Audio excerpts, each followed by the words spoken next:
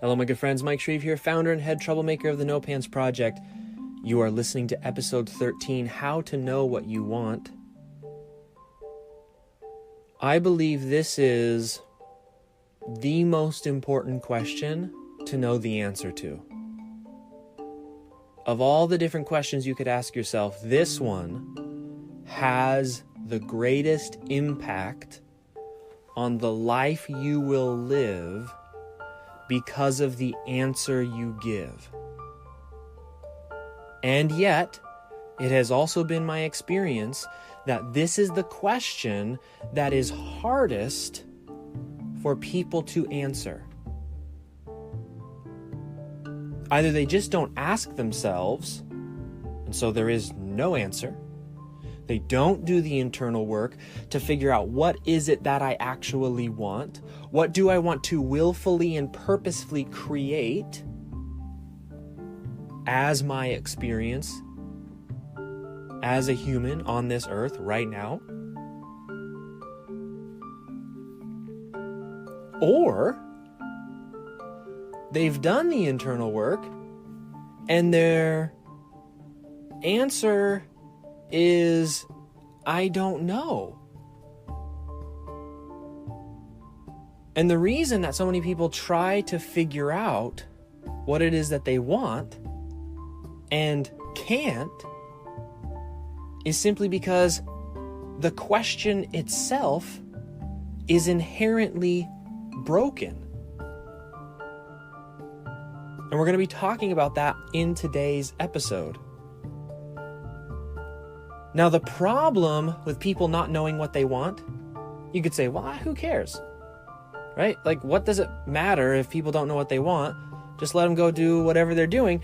The problem is that knowing what you want is the source of discipline, motivation, focus, etc. Let me explain how powerful knowing what you want is. When you know what you want, that's called clarity. When you know what you want, you're not affected by shiny objects because you know clearly what the next thing you should do is. If I want to make a 7-figure business, there are certain things that I must do to get there. And maybe in the moment, I don't know the exact steps, but all of a sudden, if I know that I want a 7-figure business, I know who I need to be listening to. I know what programs to purchase. If the program says 0 to full time, or a program says how to get to 6 figures, or a program says how to start a side hustle, those programs aren't going to help me if I'm trying to build a 7-figure business. So the struggle of choice dissipates once you have clarity about what you want.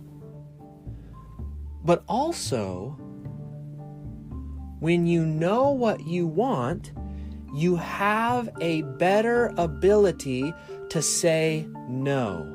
And it's my opinion that the greatest power in forward momentum is the ability to simply say no. No to the wrong projects, no to the wrong ideas, no to the wrong clients, no to the wrong project work. In 2019, access to opportunity is not the problem. The problem in 2019 is focus, is being able to cut through all of the access to all of the opportunity and to pick the 1 or 2 things that will get you to where you want to go. But that's a very difficult thing to do when you don't know what you want, because when you don't know what you want, everything sounds amazing.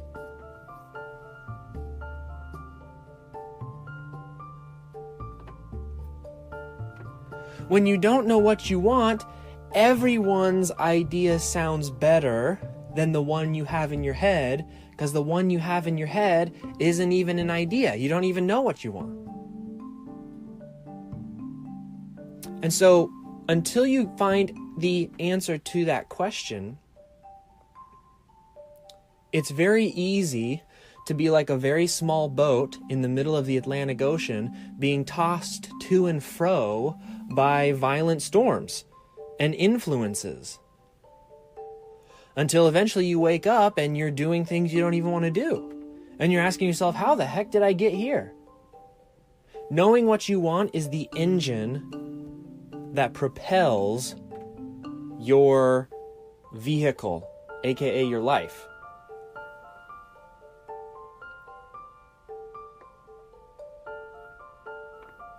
The beautiful thing is that once you get that clarity of knowing what it is that you want, action becomes easier. I believe most people procrastinate and struggle with taking action, not because they're inherently lazy people or not because they aren't capable of doing the thing that they're procrastinating. I believe most people procrastinate because they just don't know whether or not they even want to do the thing they're about to do. If I want ice cream, I don't procrastinate. I just go to the refrigerator, the freezer, I open it up and I get my ice cream. It's the decision and self-affirmation of this is the thing that I want that makes action easy. And as we've said many, many times, action, the byproduct of action is consequence. In other words, when we have the clarity of knowing what we want, taking the action to getting there becomes easy. Maybe you don't like the word easy. Maybe you prefer the word smoother. Because there'll still be ups and downs and life will still happen, but at least it won't have the same grinding, difficult, why do I have to do this, that doing things you don't want to do feels like. And the byproduct of that action is the consequences, aka the results that you desire.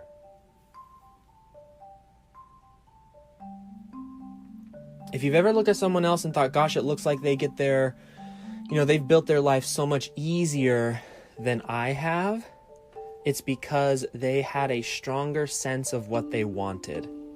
And the chain reaction, the second order consequences, as we've talked about in the past, is that it was easier for them.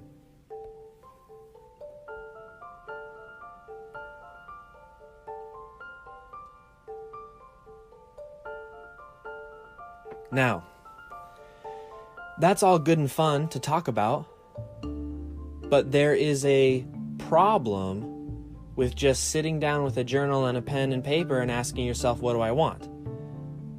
And here's the problem. Let me see if I can paint this out and why you may have struggled in the past answering the question and why you feel like, well, I kind of know what I want, but it's action's still very difficult. Here's the problem with asking yourself, what do I want? Makes for great TV. We love Oprah. She used to ask that all the time.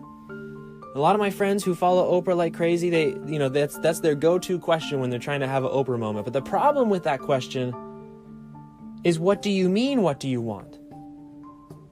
Because as far as I can tell, there's at least three, probably a lot more, but there's at least three different meanings of what do you want. There's, what do I want now?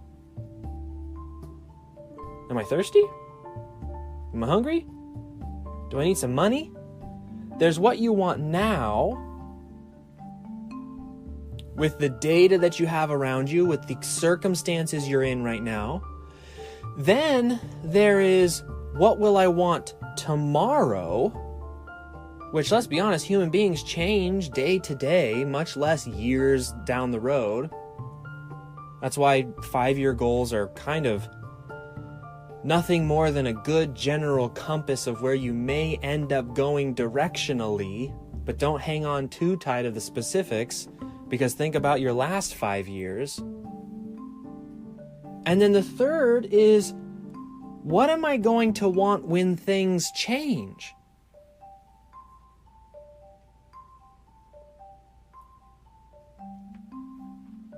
Because life isn't linear, right?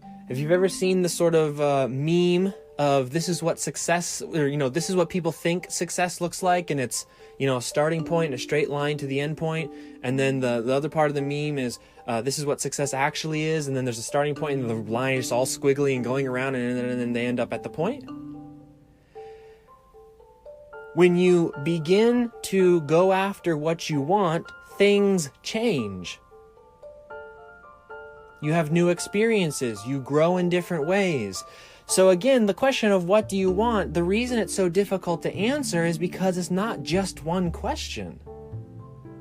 It's a series of questions. And some of the answers to those questions are impossible. What are you going to want when things change? Well, I don't know. Things haven't changed. How am I supposed to know? It's like predicting 10 years from now, are you going to like that restaurant you go to and try their waffles for the first time? Well, I don't know. I haven't been yet.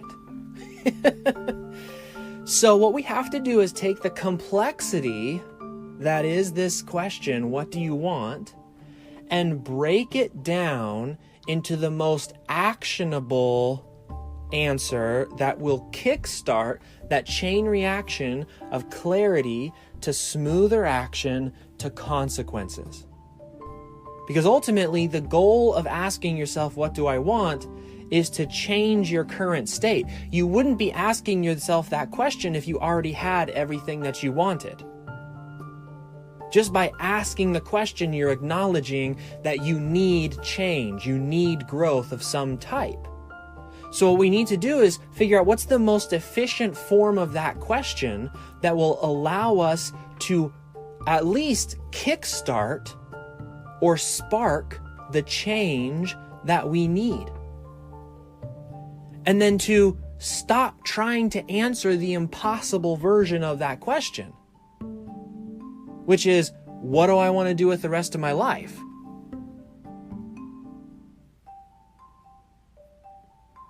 What do I want 10 years from now?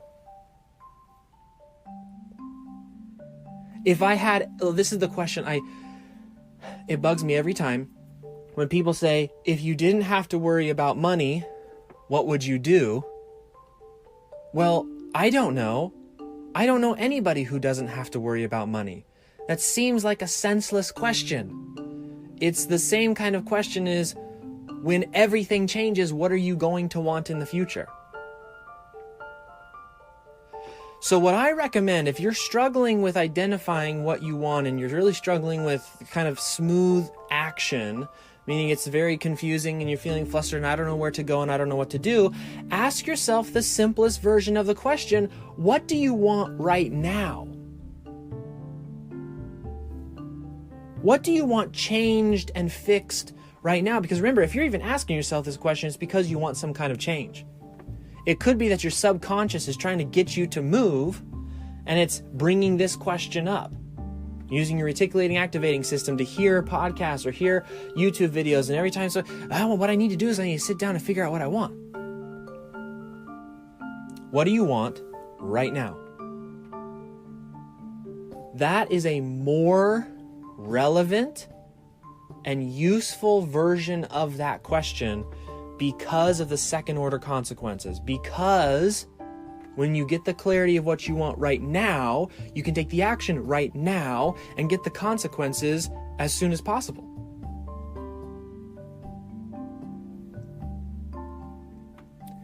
There is something that's very important to understand, and it's Maslow's hierarchy of need, which is the basis for a lot of motivational theory. Now, Maslow's has undergone some scrutiny. Most of the scrutiny has actually increased the complexity, not done away with the principle, the core principle of Maslow's, which if you really think of the core principle of Maslow's hierarchy of needs, it is essentially that we have stages of need. And we can't skip stages. So if you don't know what Maslow's hierarchy of need is, it's this triangle, and basically it maps out what people need and the order in which they need it from the bottom to the top. So let me tell you what the bottom to the top are.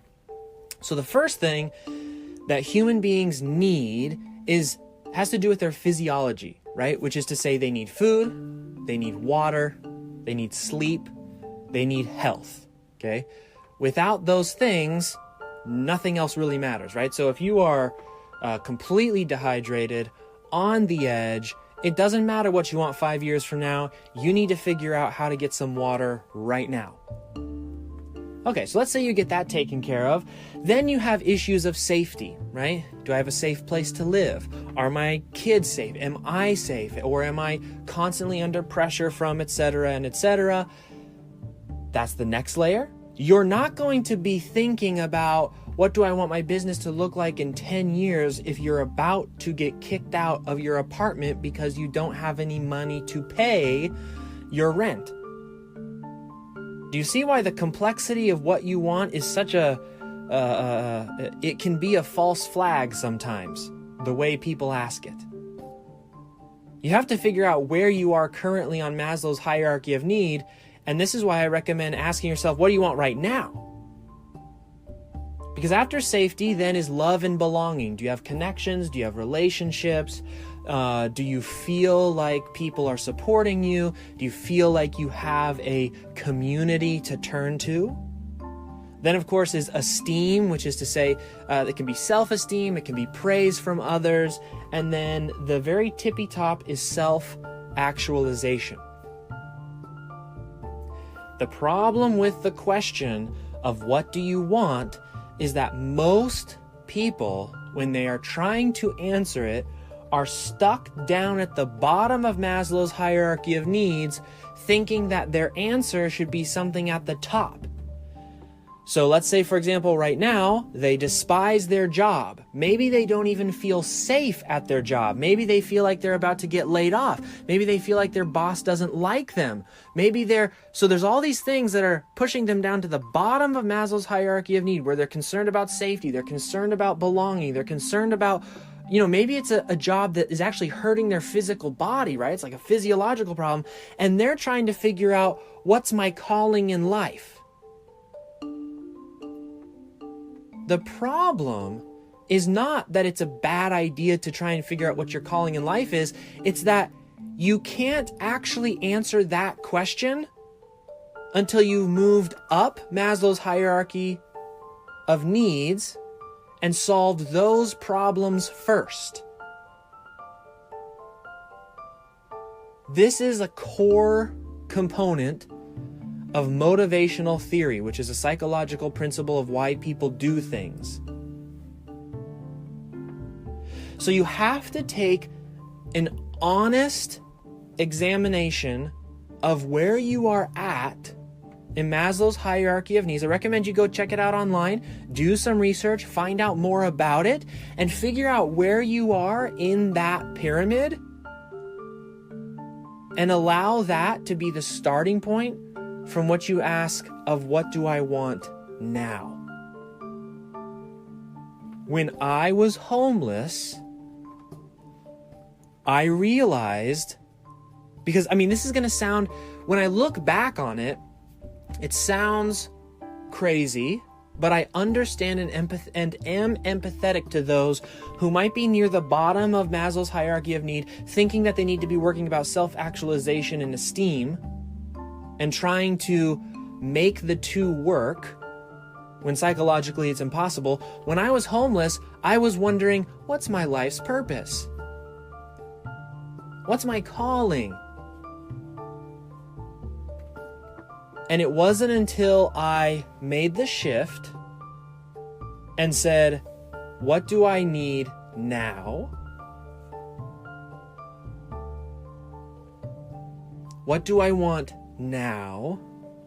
Where am I on this triangle of needs? And how do I move up to the next level?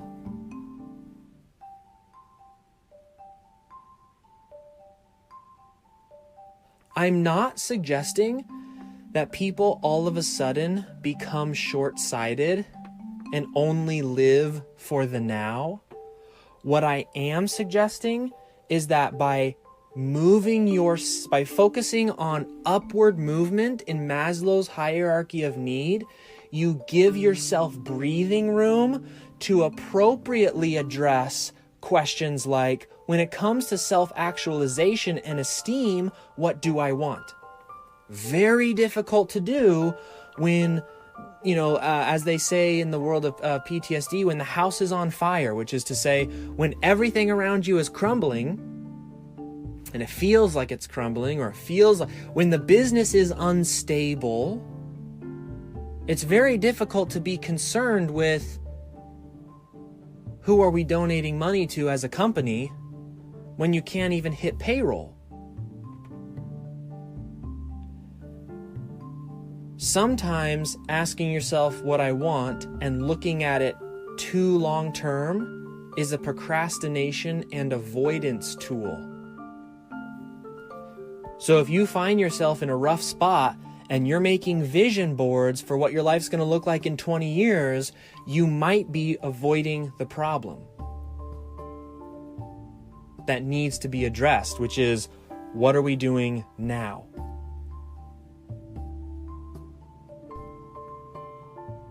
Context for when you ask yourself the question of what do I want is critical.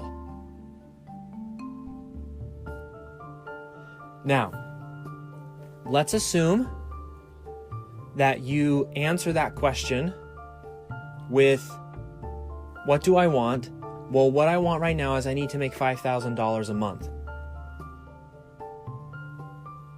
And you do some inner work, you figure it out, you're realistic and honest with where you're at right now.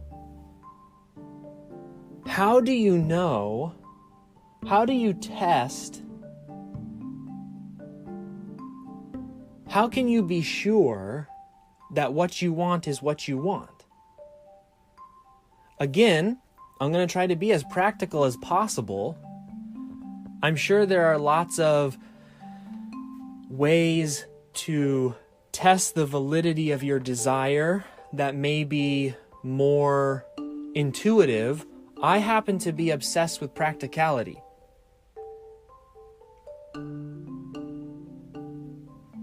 Likely that's because I was homeless, and so I have less patience for distraction.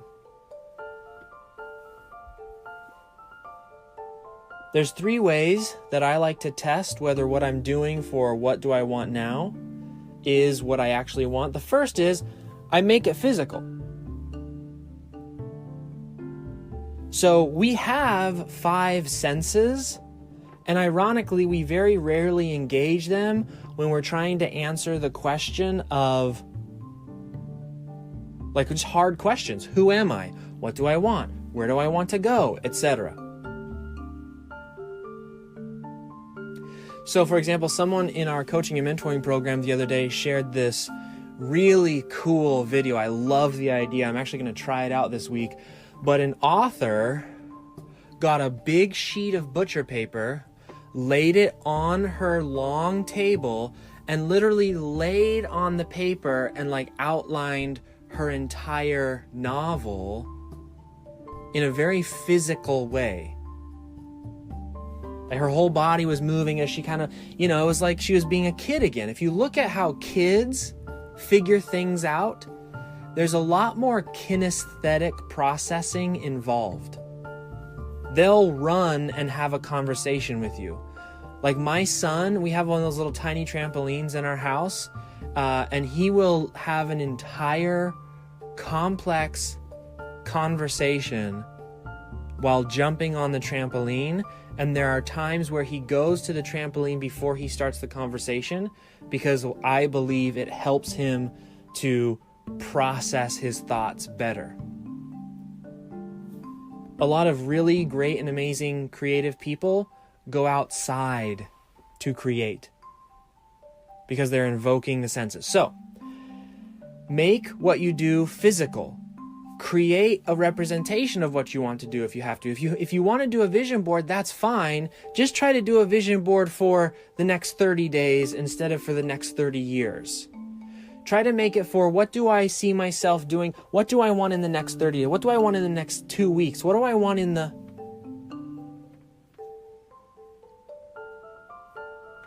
make it physical. Because then once you make it physical and once you put it on paper, once you put it out there and you've used your body to kind of create, you'll have signals both in that you can objectively observe the thing that you've created,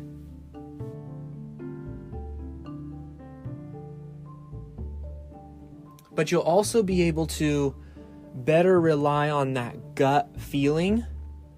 And you may say, but Mike, you were talking about how intuition isn't a thing that you do. I'm totally not into like that kind of intuition. I am into a gut feeling though.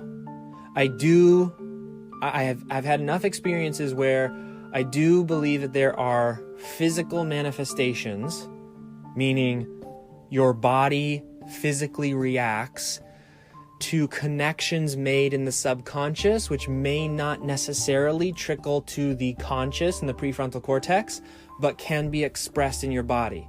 For example, when you're really nervous about something and you have the shakes, that's an example of anxiety happening on the subconscious level being expressed physically.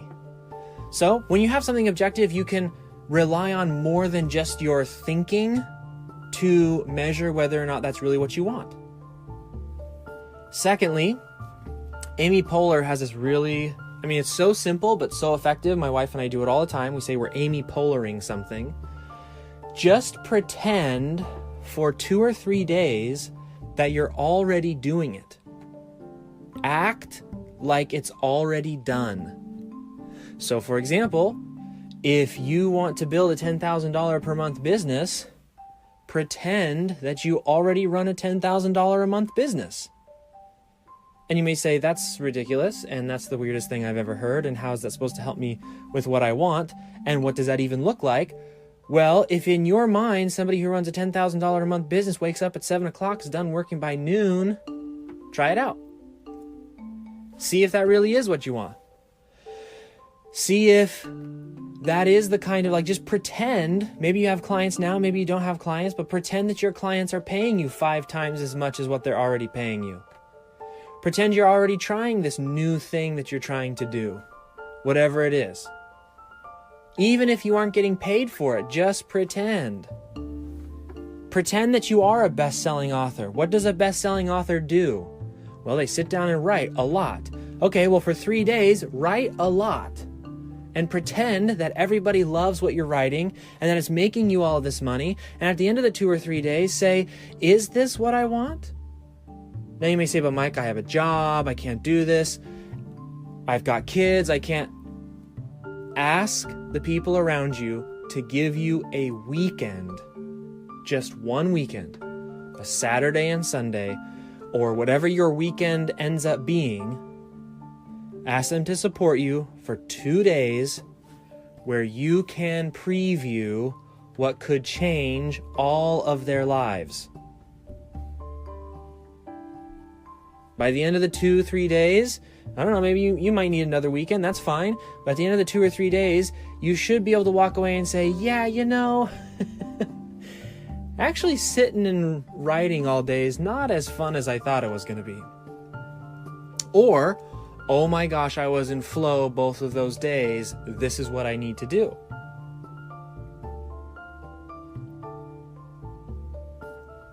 Number 3, the third way to test whether this is what you really want, identify the small but critical actions before committing yourself to the big ones and do them.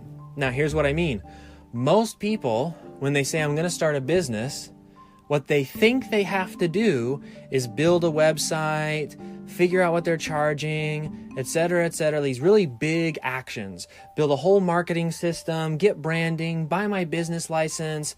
I say, to test whether or not this is what you want to do, find someone who you think would be a perfect client and say, hey, can I just talk to you? I'm thinking of starting a business. I'm not even going to sell anything. I just want to talk to you about some stuff. What's it like when you hire freelancers?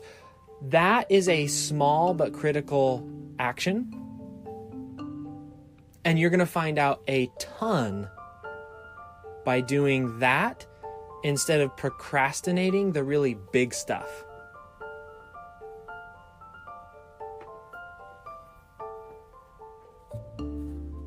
Now, I want to talk a little bit about fear, because one of the things that's really, really common when people start exploring what they want is they have a real reaction of fear. And I feel like I should also take a second here to be clear about what I mean when I talk about what do you want now, okay? I have this sense that maybe somebody listening to this right now is thinking that I'm only talking about what do I want in the next 24 hours. When I was talking about what you want today, what you want tomorrow, what you want when everything changes, I'm not unrealistic. I would never expect someone to know what they want in a future scenario where things might be different. What I am simply suggesting is that with the information you have right now, what do you want right now? The purpose of this reframing of the question is not so that you don't think long term. It's not that you don't consider long-term results.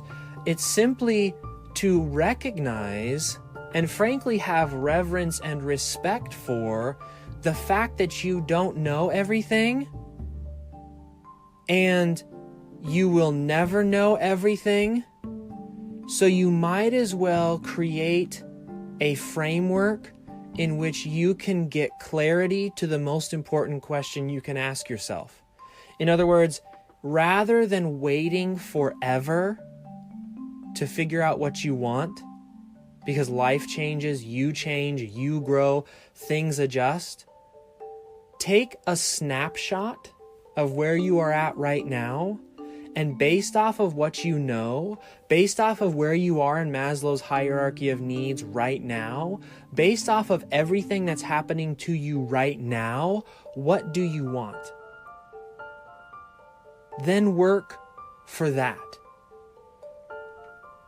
Maybe right now in your life, you think you want to be a certain kind of person because that's what everyone else says you should be.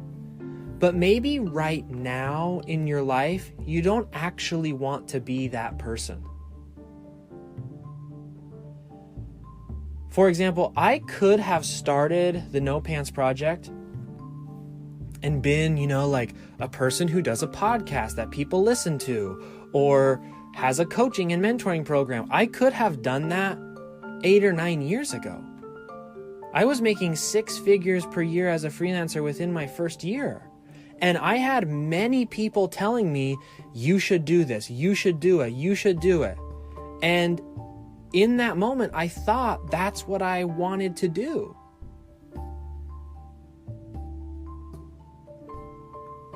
Thankfully, I did those 3 things that I was talking about before, where I pretended and then I tested it out and then I got physical and tried to create things, and I realized it just wasn't what I wanted to do.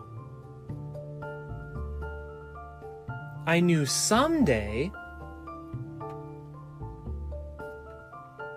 but there was so much else on the Maslow's hierarchy of need I wanted to fix first before I got to that place. Maybe right now you don't want a $10,000 a month business. Maybe you just want a $3,000 a month side thing. Maybe you just want to take a bunch of time off and you're not trying to grind or hustle or whatever.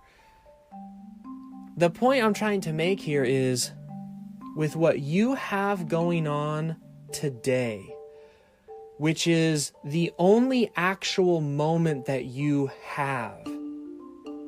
Yesterday's gone and tomorrow's not promised. So with what you have today, right now, as you listen to the sound of my voice, what do you want? Where are you on Maslow's hierarchy of needs?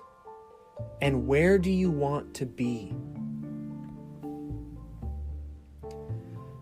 sorry for that side note tangent. I just wanted to be super clear here about what we're talking about, because knowing how to know what you want can be a minefield of misdirection, because culturally we have some strange ideas. We have, on the one hand, a culture of suppression, of don't ever talk about what you want. And then on the other hand, we have this culture of consumerism, which is take what you want in the moment, and what is immediate gratification, and et cetera, and et cetera. So I want to make sure to distinguish what we're talking about in a way that's healthy when you pursue it, because that's more important than any end goal, is a pursuit of something good done in a healthy way. So let's talk a little bit about fear. Sorry for that side track there. I want you to understand something, that when I ask you what you want, I didn't ask you how you feel about it. I asked you what you want. And that's a big distinction, because when you go down the process and path of figuring out what you want, I guarantee fear, anxiety, doubt, all of those things are going to surface. And a mistake that a lot of people make is that they think that they can't want things that make them afraid. They assume that if they're afraid, that must mean they don't actually want it. Or they assume that if they are nervous or anxious or doubt themselves, that that's a sign that they don't actually want the thing.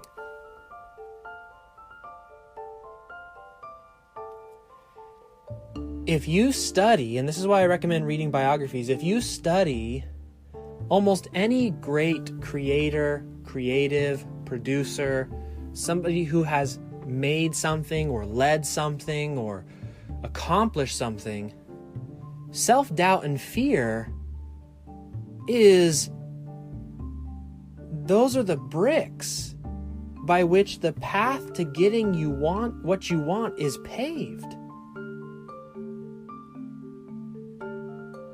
They are not mutually exclusive. They are synonymous in most cases.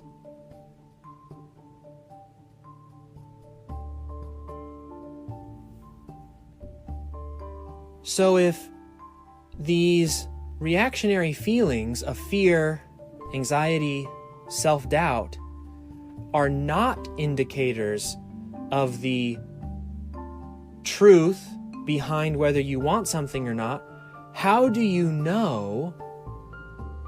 Let's say you've done the testing, you did the pretending, you did the physical, you did these other things. How do you know that you're on the right track to what you want? Well, I try to measure it in 3 different ways. The first one is, are you growing? So as you test, as you move forward, because you're not going to be able to figure this stuff out on paper. There's very little that is,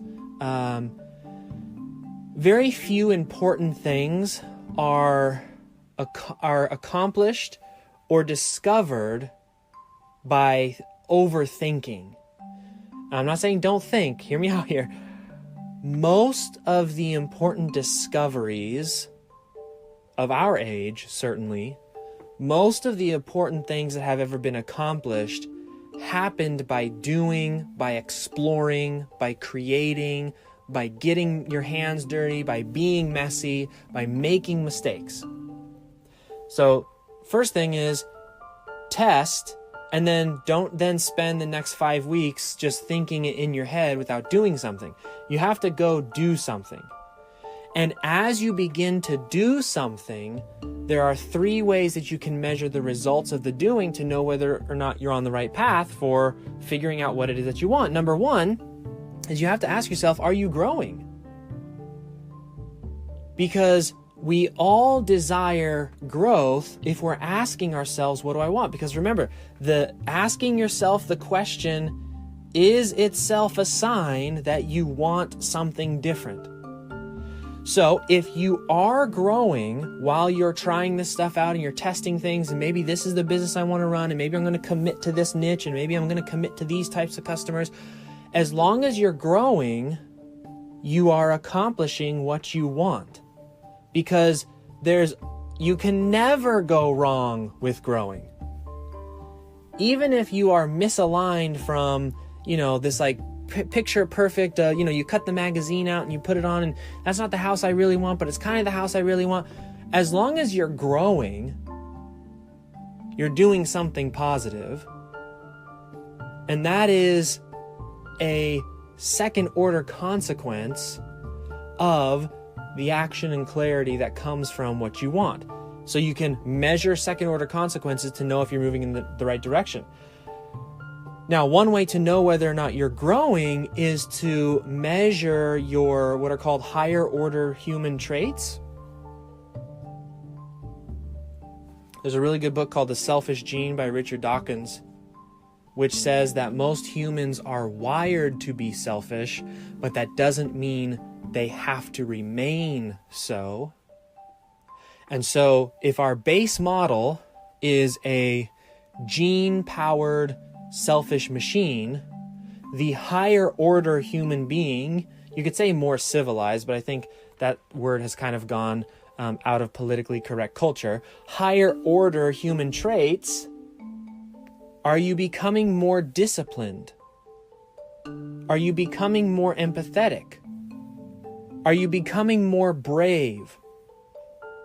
Are you becoming more open-minded and exploratory? Are you able to confront ideas that challenge your own? If these are things that are happening and you're journaling every day, make sure you journal every day so that you can measure whether or not these qualitative adjustments are occurring, then you are on the path towards what you want. Second, are you able to objectively measure whether you're improving or backsliding? So let me give you an example. I missed out on the early stages of Kindle self-publishing because I procrastinated and struggled with the question of what genre do I want to write in? And if you want to know how bad my procrastination was, 2.5 years. I first self-published in 2012. The people who made an absolute killing in self-publishing, the pioneers, the ones whose names we all recognize in the space, they started in 2009, 2010, 2011. I was late to the party and probably could have had a very different self-publishing career because I couldn't figure out what I wanted, what genre I wanted to write in. It wasn't until I realized that of all the complex pieces of information of what goes into figuring out what you want,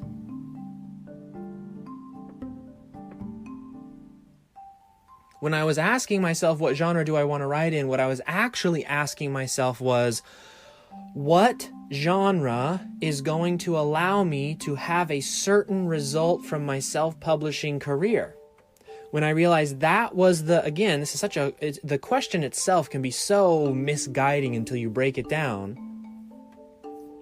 When I realized that's what I was looking for, I said, okay, well, let me try writing in this genre. Let me try writing in this genre. Let me test some things out. And it wasn't like, let me write 10 books in this one and then 10 books in the other.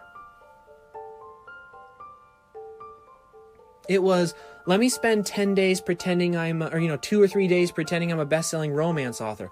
Let me spend 2 or 3 days pretending I'm a best-selling mystery author, or fiction author, etc. Let me write some little tiny short stories. And wouldn't you know, in doing those experiments, I found some genres were easier for me to put down higher word counts. In other words, I discovered that the genre of X and Y and Z were a straighter and less resistant path for me to get to where I wanted to go. And that's how I knew I should be doing one of those genres.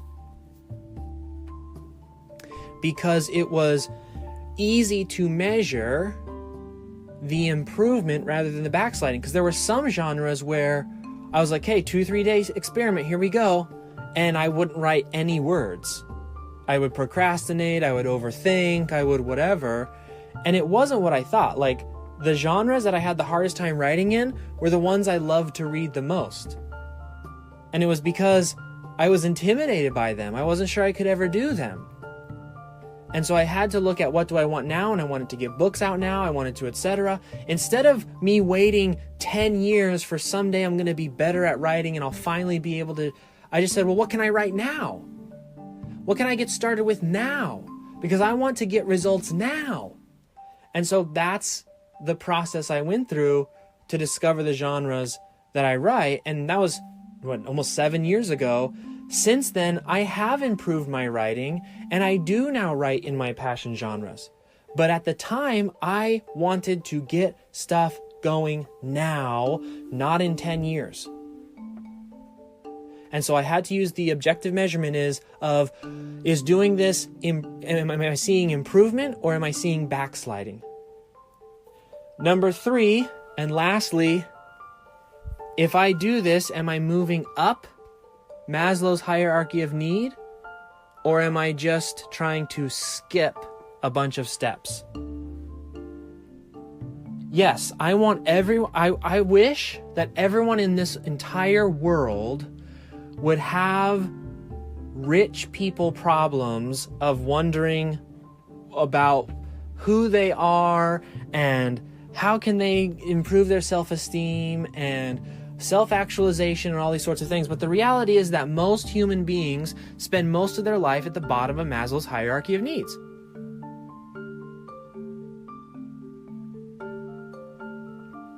So, if you can, use vertical ascension step by step as another objective measurement of, am I improving my position for myself and those that I love so that I can eventually get to those higher level dreamy type goals that we have? Then you're on the right path, because it's very difficult, if not impossible, to skip the steps in Maslow's hierarchy of needs. It's very difficult to give all of your money away if you don't have enough to pay rent. So step 1 is to pay rent. Then step 2, how do I get some extra? Step 3, who do I give it away to?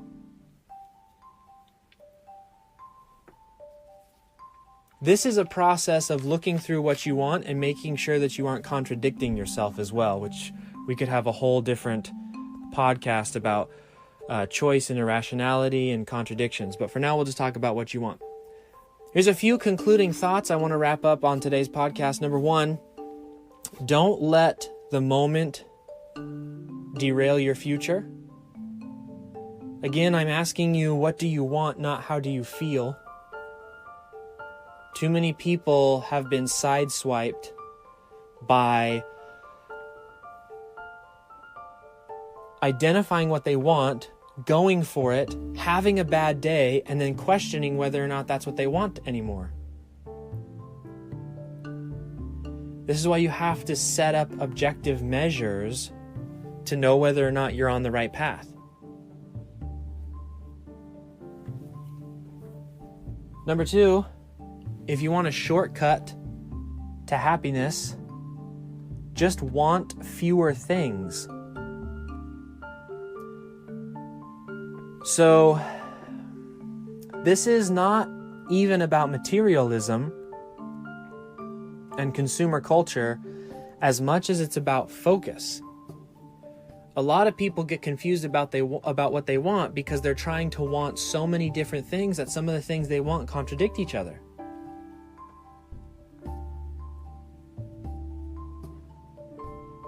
I understand that you want to start 17 businesses.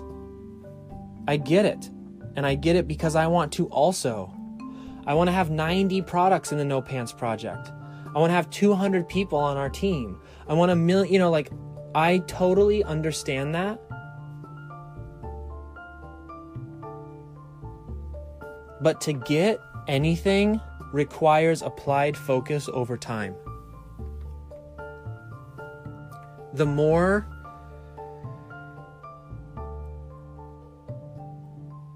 disparate, the more fanned out, the more directions that your focus is going, the less results you receive on any one of those things you're trying to chase. If you have 100 units of energy to give every single day, and you decide to give one here and one here and one here and one here, and each of those businesses or each of those ideas, in order for them to be where you want them to be, require 100 energy units themselves to be where you want them to be, it's going to take you a long time before any one of them has reached the minimum viable level of success. Whereas if you were to just focus on one or two of them and focus that energy on one or two of those things, you would get to where you want to go much faster. There is great power and freedom in learning to say no, but also realizing that as a grown-up and as a real human, you can have anything you want, but you can't have everything that you want. And that's not me being a Debbie Downer. That's the physical reality in which we live. Because as human beings, we are programmed to want more because that motivates us to action. It's why consumerism works. Because we are programmed to continuously, we'll never be satiated. We always want the next thing and the next thing and the next thing and the next thing. So learning to reduce that desire and that need and not let it control you allows you to actually get what you want. And then it also allows you to be happier. The Buddhists believe that all pain and suffering comes from desire. In other words, the less you desire, the happier you will be. Which leads me to point number 3. Don't assume that the obvious path is the right one. So for example, you may say, I don't like my job. I don't like where I am. I need to make $100,000 a year to be happy. That's the obvious path, but it may not be the right one.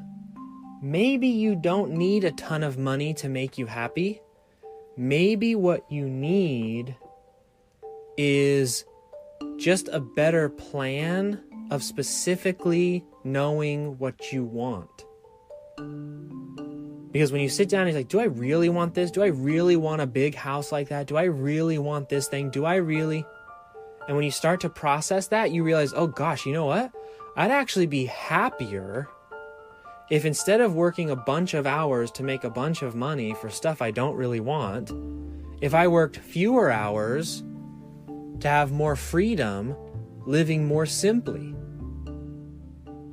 Now that's a fairly obvious example, but there are others as well of the assumption. So for example, someone goes to school for graphic design and they think the only way they'll make money is being a graphic designer. That's the obvious solution? What if the unobvious solution is designing funnels? Or you create some kind of package in which, yes, part of what you do is designing, but what you really wanted from a career was something else anyway, so you combine other skills. I'm simply saying exploring non-obvious solutions can often give you more of what you want specifically, as opposed to jumping on the bandwagon for what everybody else thinks you should want. I'm not a fan of cookie cutter. The No Pants Project could make so much more money if we just said, we'll train you to be a copywriter making this specific thing. Or we'll train you to be a this thing. Like most of our competitors, that's what they do. They're very specific about, we instead say, we'll help you build your dream business, whatever that looks like. And I can tell you, it's so much harder as a company to do, but that's because I don't believe in cookie cutter. Cookie cutter is what people are trying to avoid. Cookie cutter is what makes people miserable, because what people actually want typically isn't what everybody else wants, because nobody wants that. It just has become the common idea. So finding the non-obvious paths to truly self-identifying what it is you want with the information you have right now, that is the least tension, smoothest process to taking action and getting the results that you're looking for. It requires a lot of inner work, and I understand that. And I understand that many people are going to come away from this podcast and say, yeah, there's no way I'm going to do that work. I'm just going to go plug myself into something. One of my mentors says most people are walking around with their umbilical cords looking to plug it in somewhere. I totally get that. I'm simply challenging you to reconsider what hasn't been working for you up to this point. Lastly, and this is the most important thing, you can change. The long-term play of this process of what you want now, the long-term play is to check in with yourself once a quarter, ask yourself what it is you really want, and not being afraid to adjust. Every successful person that I've ever personally met has adjusted 100 times in their career, in their life. They have what they have right now and are happy with what it is that they have because they've made adjustments. If you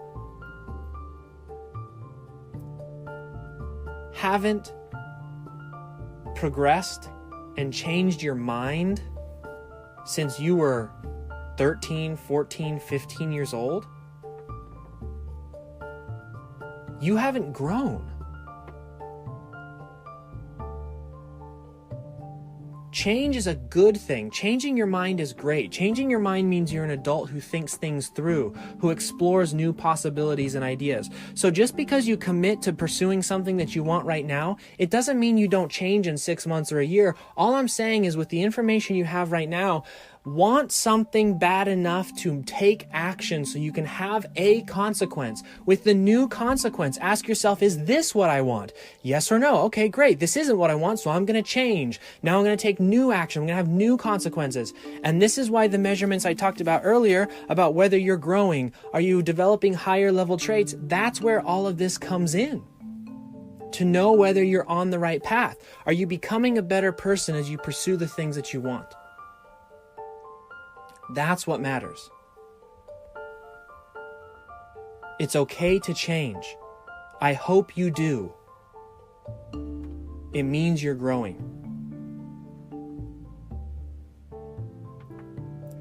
That, my friends, is it for episode 13 of the No Pants Show. How to know what you want.